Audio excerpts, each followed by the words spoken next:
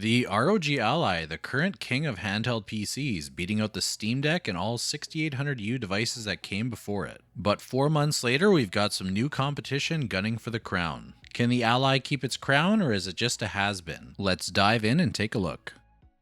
The ROG Ally, released on June 13th of 2023, was met with optimism and excitement as a major player was entering the handheld PC space. Beating out the Steam Deck and the 6800U, it seemed like all was going well except for a few issues relating to the SD card slot and also the joystick inner dead zones. Device issues aside, it was a decent entry into the handheld space for ASUS.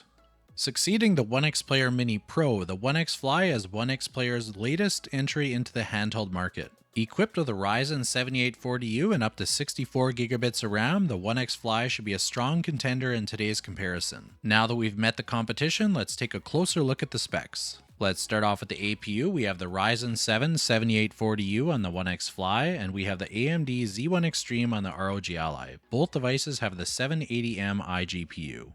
For memory, we have 16 to 64 gigabits of LPDDR5X RAM at 7500 megatransfers per second on the OneXFly, and on the ROG Ally we have 16 gigabits of LPDDR5 RAM at 6400 megatransfers per second. For the display, both have a 7-inch 1080p 120Hz IPS display, except the ROG Ally also has VRR and is a landscape display instead of portrait. For storage, the OneXFly has 512 up to 4 terabytes from the factory, and this is a 2280 size SSD with PCI Gen 4. The ROG Ally has the 2230 size SSD, comes with 512 gigabytes of RAM, and the slot is a PCI Gen 4 as well. For I/O with the OneXFly, we have one USB 3.2 Gen 2 USB-A port, we have two USB-C ports that are USB 4, a 3.5mm headphone jack, and a micro SD card slot. For the ROG Ally, we have one USB 3.2 Type-C port, we have a 3.5mm headphone jack, and a micro SD card slot. For connectivity, both devices have Wi-Fi 6E as well as Bluetooth 5.2. We have a 48 watt-hour battery on the OneXFly and a 40 watt-hour battery on the ROG Ally.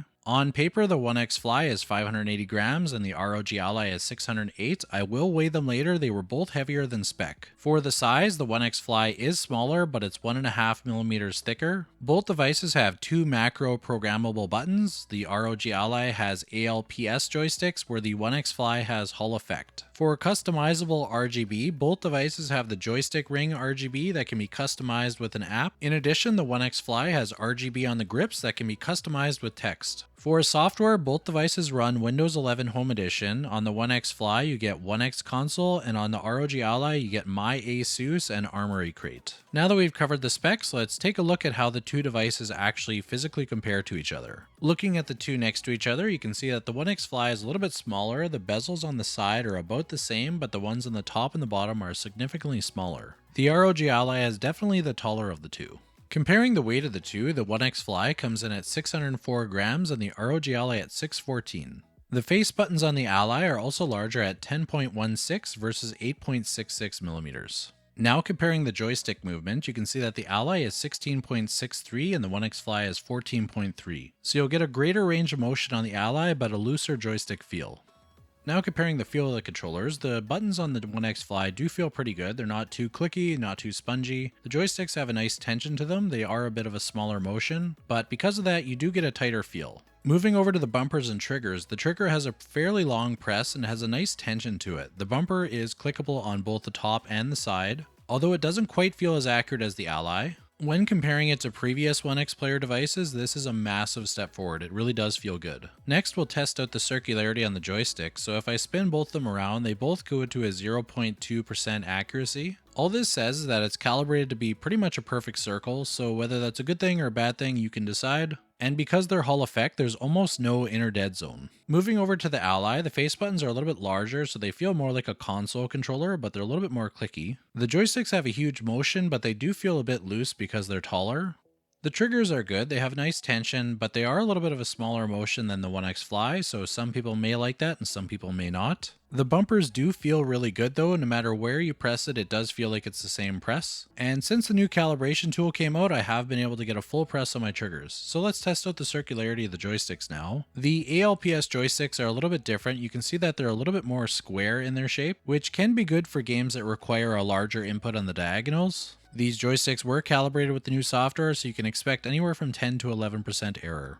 Next, we'll do a quick comparison of the top and the bottom as well as the I/O placement. On the top of the OneXFly, we have our M1 and M2 buttons, our power, volume rocker, headphone jack, USB-C, USB-A, and a single vent for the heat. Moving over to the bottom of the device, you can see that we have our micro SD card slot close to the center in the middle, we have our USB-C port, and we have down-facing speakers. Moving over to the top of the ROG Ally, we have our micro SD card slot right near the heat vent here. We have our headphone jack, our XG Mobile, and USB-C. We have our volume rockers, a power button with finger ID, and we have a dual fan system with 2 heat vents. And looking at the bottom, there is nothing. Looking at the two devices from the top view, you can see that the OneXFly is very slightly thicker, but it's very hard to tell. If you look at the joysticks, you can see that the ROG Ally stick goes into the shell, so it's a pretty long stick, where the OneXFly is pretty much level, so you can see that there's quite a bit of a difference in the length here. This, combined with the larger hole, is why the ROG Ally has a larger range of motion for the joysticks, but also why it feels looser. And lastly, we'll take a look at the grips. We'll start with the OneXFly. You can see that all the buttons are pretty easy to access. I'm not having any trouble reaching them. And I don't have to bend my hand in any weird way to reach it. There's also this nice grip at the back. It's curved and it's not too big, but it's enough to get your fingers on and to grab onto. And it feels like they're about the right size for the size of the device. Moving on to the ROG Ally, you can see it's very similar, where I have good placement of the buttons and the joysticks. The rear buttons line up with your middle fingers, and you can see that there's a bit of a smaller grip than the OneXFly, but it's not too bad. Because all the buttons are at the top, it being a little taller doesn't feel like it interferes with anything. I do wish that the grips were a little bit bigger, that would be my one thing, but you can always add third-party grips to make it more comfortable. Now we can do a summary of the physical differences. I've recorded what I like about each one. Keep in mind, this is of course my subjective opinion, so you don't have to agree with it. Some of the physical characteristics I like about the OneXFly better is the smaller bezels. I like the smaller device as well as more grips on the handles. I like that it's a little bit lighter than the Ally. It has a tighter feeling joystick, which is nice. And it also has nicer feeling triggers with a little bit more range of motion. For the Ally, I do like that the joysticks are positioned a little bit higher up. I do like the larger face buttons as well. It feels a little bit more like an Xbox controller. Although it leads to it feeling looser, I do like the larger joystick motion. The bumpers feel really nice. No matter where you press it, it does feel like a nice click. And situationally, the square pattern for the joysticks may actually be better in some games. I have had difficulty in the past with certain games when it was a perfect circle. Now that we've finished the physical comparison, let's take a look at the performance of both devices and how they stack up against each other. For the performance test, before I get started, both devices are fully up to date with their AMD drivers. All 30 watt tests are at a lock 30 watts. I am not using turbo mode because it boosts past 30 watts up to 52 watts.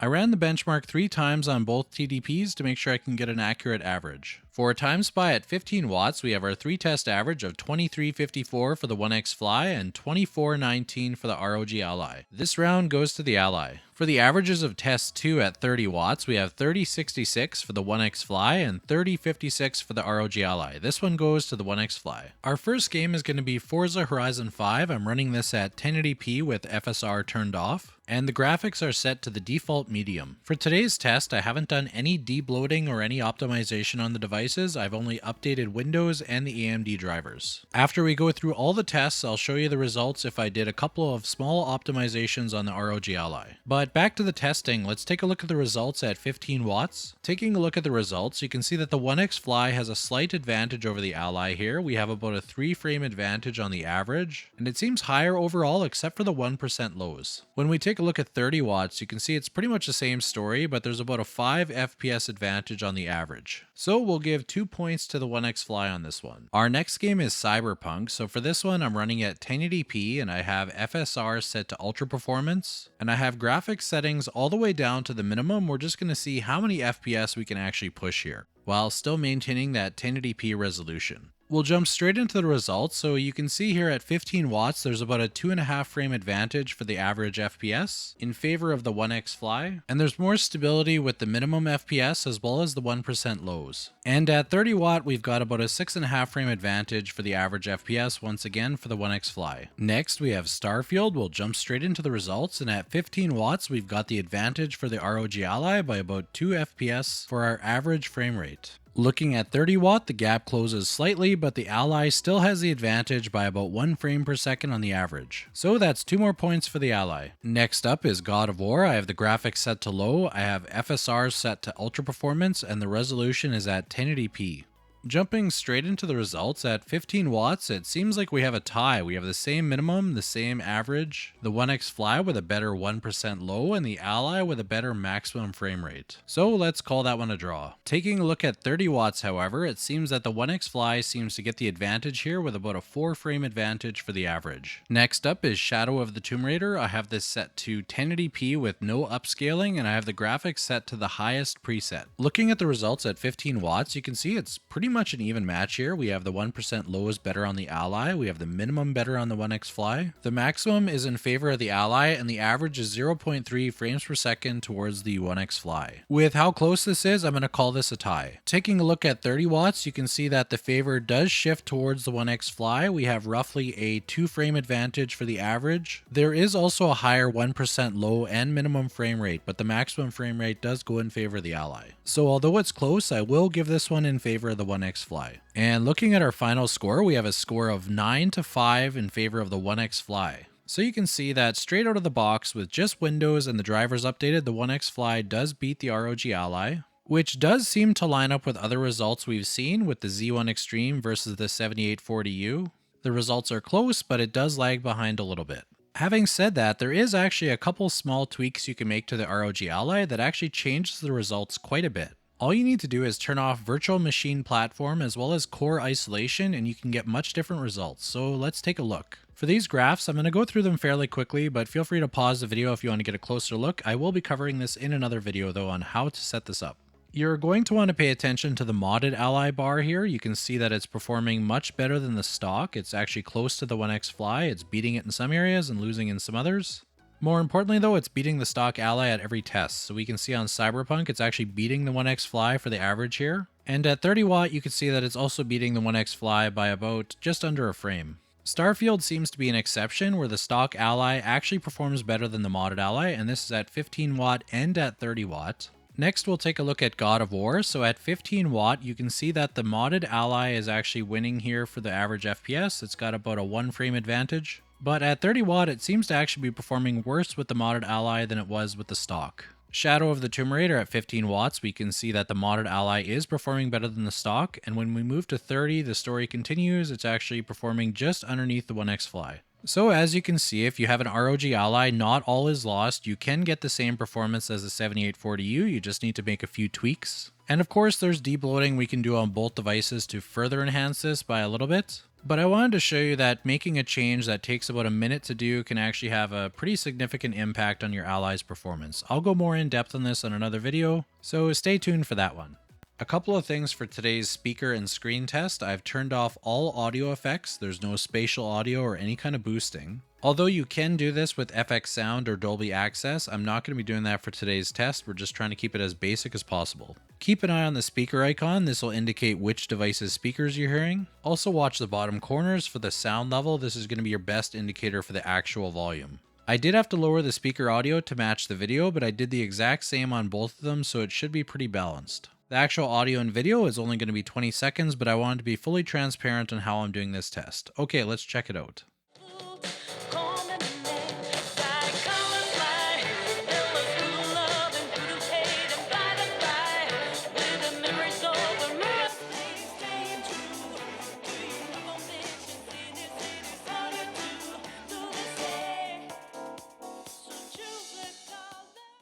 And as you can see, the speaker is louder on the OneXFly. You can of course boost both of these with Dolby Access or FX Sound. Both speakers are pretty decent, but I do find the OneXFly speaker to be a little bit better. The screen's colors and brightness are fairly similar, like I'm not sure you could even tell the difference between the two. But of course, the ROG Ally has VRR and it is a native horizontal display, which gives it the advantage here. The one thing to note though is the OneXFly does have smaller bezels. It's hard to tell on this particular video because I have my skin on, but I would say with VRR and the horizontal display that more than makes up for the bezels. So better speakers on the OneXFly and a better screen on the ROG Ally. To wrap things up, today's video is mostly focused on comparing the two devices directly in a few different scenarios so you can get a better idea of what both are capable of. If you're looking to purchase one of these, there are other factors like warranty, the SD card issue on the Ally, and a few other things you may want to consider. I am aware of those challenges, but it was a little bit outside of the scope of today's video, so I hope that this video is entertaining. If you'd like to see more head-to-head videos, let me know in the comments. And for those that made it all the way to the end, thank you for watching.